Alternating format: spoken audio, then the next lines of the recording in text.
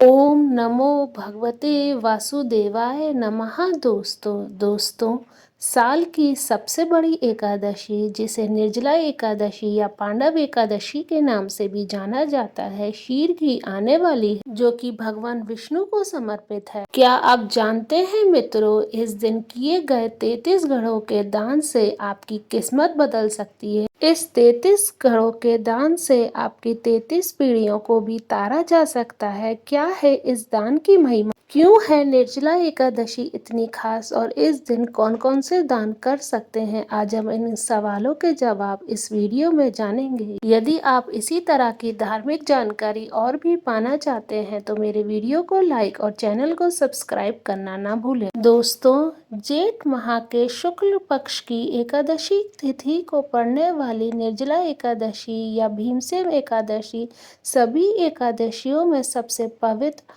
और कठिन एकादशी मानी जाती है, क्योंकि इस दिन बिना अन्न और जल के पूरे 24 घंटे व्रत रखा जाता है। धार्मिक मान्यताओं के अनुसार जो भी भक्त इस निर्जला एकादशी के दिन विधि विधान से पूजन और व्रत रखता है, उसे वर्ष भर की 24 एकादशियों का फल प्राप्त होता है। साथ ही उसके जीवन के समस्त पाप नष्ट हो जाते हैं और अंत में मोक्ष की प्राप्ति होती है। चूँकि निर्जला एकादशी जेठ के महीने में पड़ती है, इस समय भीषण गर्मी का प्रकोप रहता है। इस कारण आप जरूरतमंदों को पानी से भरा हुआ कलश, शरबत या फिर मीठे पानी का दान करें। इसके अलावा आप इस दिन गेहूं, चावल, सत्तू या अनाज का दान करें।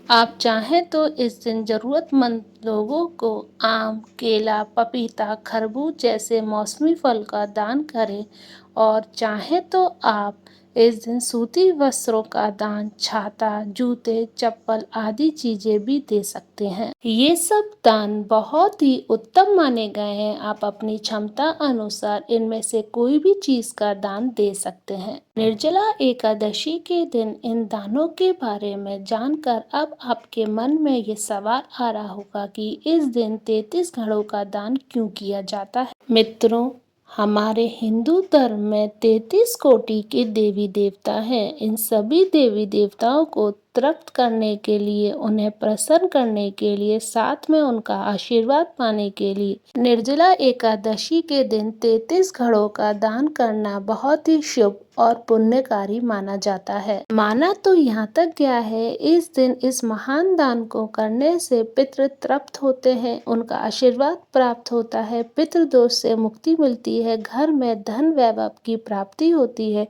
और भगवान विष्णु की असीम कृपा प्राप्त होती है। आइए अब जानते हैं दान कैसे करें। इस विशेष दान के लिए आप 33 नए घड़े ले लें, जिसे शुद्ध जल से भर लें।